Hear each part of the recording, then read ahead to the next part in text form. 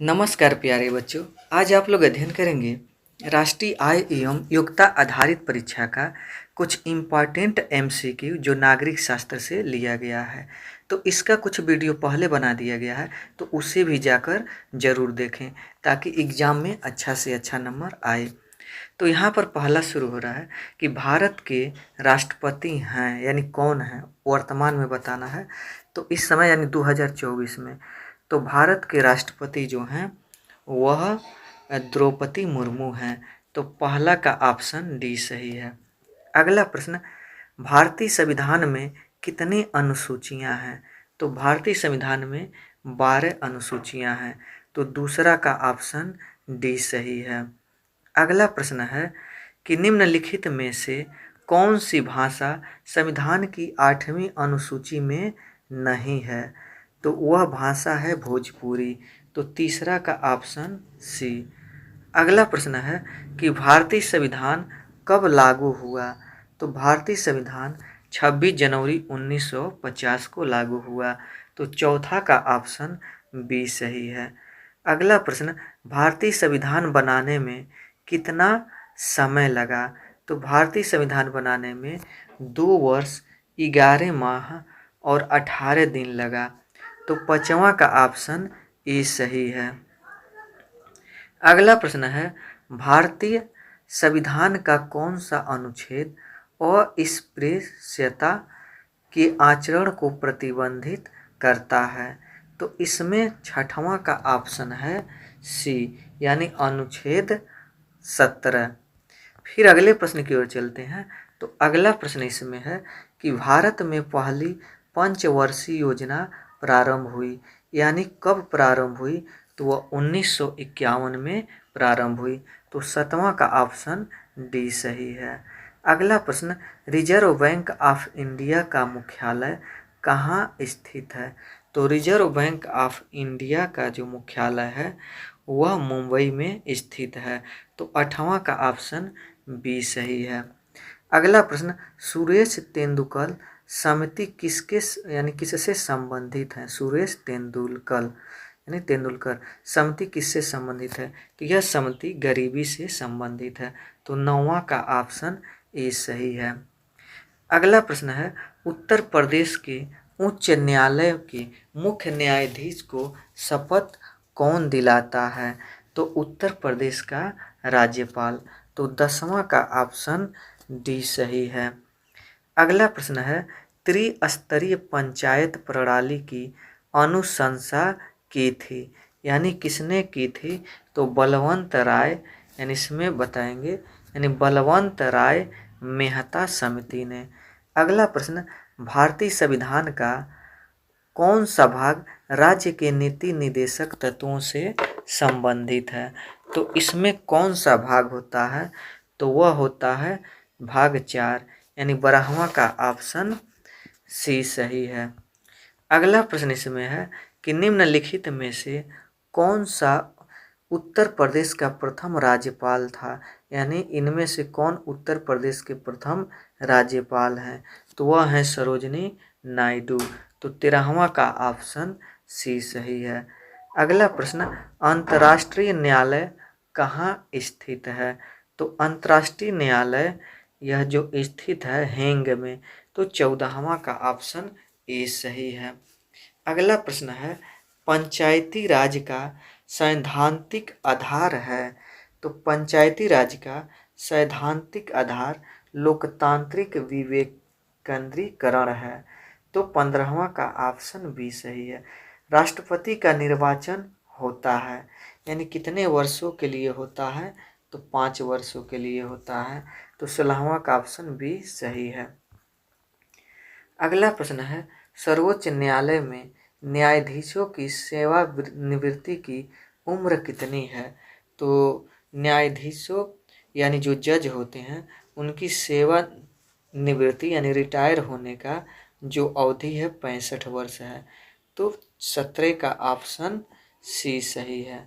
अगला प्रश्न, संविधान की कुंजी किसे कहा गया है? तो संविधान की जो कुंजी है प्रस्तावना को कहा गया है। तो 18वां का ऑप्शन ए सही है। अगला प्रश्न, 8वीं अनुसूची संबंधित है। तो 8वीं अनुसूची जो है वह भाषा से संबंधित है। तो 19वां का ऑप्शन सी।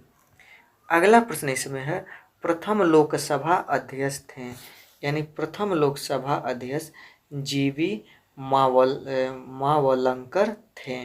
तो इसमें 20वां का ऑप्शन सी सही है। अगला प्रश्न, अनुच्छेद 360 का संबंध किस प्रावधान से है। तो अनुच्छेद 360 का संबंध वित्तीय आपात से है। तो 21 का ऑप्शन सी सही है। अगला प्रश्न, संवैधानिक उपचारों का अधिकार संबंधित है। तो वह अनुच्छेद 32 से संबंधित है। तो 22 का ऑप्शन बी। अगले प्रश्न की ओर चलते हैं। तो अगला प्रश्न इसमें है कि भारतीय संविधान सभा की प्रारूप समिति में कितने सदस्य हैं। तो वह सदस्य हैं 7। तो 23 का ऑप्शन सी सही है। अगला प्रश्न, भारतीय संविधान सभा के संवैधानिक सलाहकार कौन थे। तो वह थे BN राव। तो 24 का ऑप्शन ए सही है। अगला प्रश्न है, निम्नलिखित में से कौन सा संविधान संशोधन मौलिक कर्तव्यों से संबंधित है। तो इसमें 25 का जो ऑप्शन है बी, यानी 42वां। अगला प्रश्न, निम्नलिखित में से कौन सा शब्द भारत के संविधान की प्रस्तावना में नहीं है।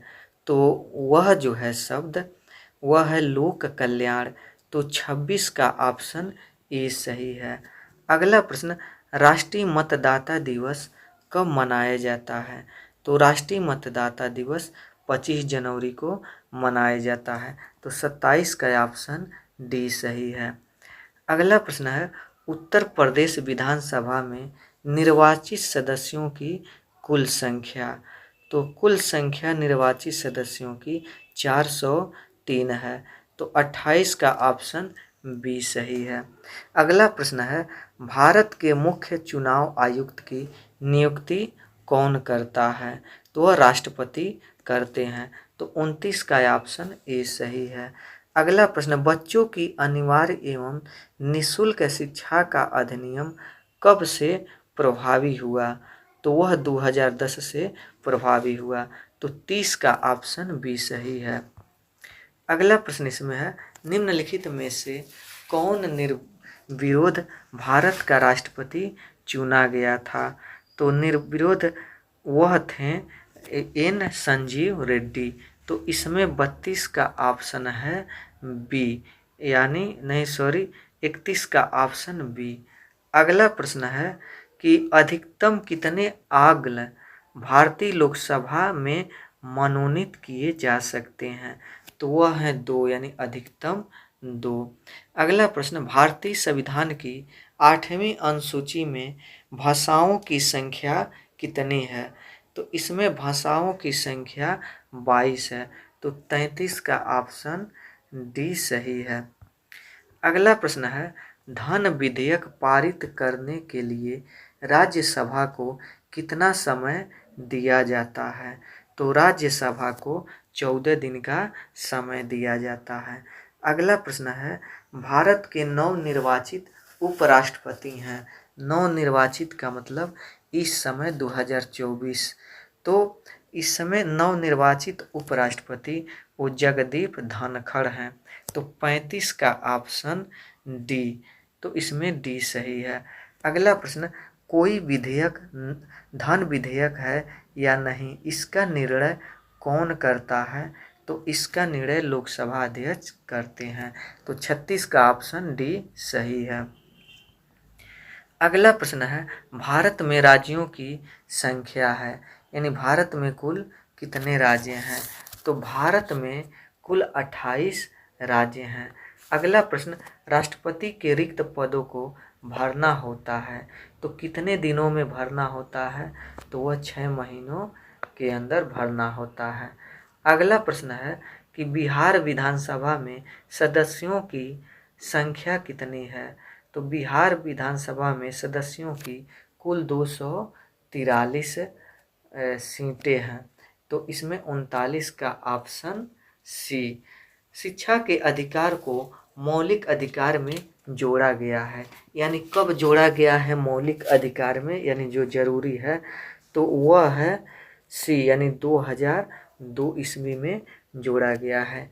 अगला प्रश्न है, भारतीय संविधान सभा की प्रारूप समिति के अध्यक्ष थे, यानी कौन थे, तो डॉक्टर भीमराव अंबेडकर थे। तो 41 का ऑप्शन ए सही है। अगला प्रश्न है, निम्नलिखित में कौन सा विषय संघ सूची में सम्मिलित है, तो इसमें कौन सा विषय है, तो वह है रक्षा। तो 42 का ऑप्शन डी सही है। अगला प्रश्न कि राज्यसभा के सभापति के रूप में कौन कार्य करता है, तो राज्यसभा के सभापति के रूप में उपराष्ट्रपति कार्य करते हैं। तो इसमें 43 का ऑप्शन बी सही है।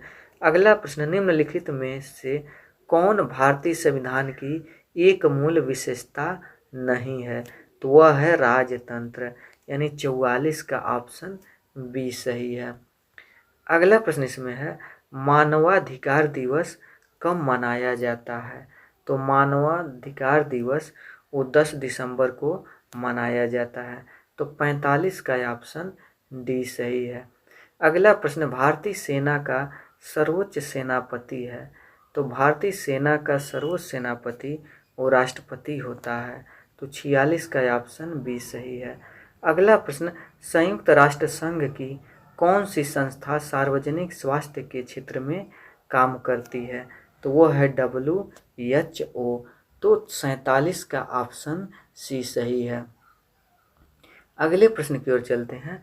तो अगला प्रश्न है, FIR शब्द का संक्षेप है, यानी यह किसका संक्षिप्त रूप है, तो FIR इसका फुल फॉर्म होता है फर्स्ट इंफॉर्मेशन रिपोर्ट।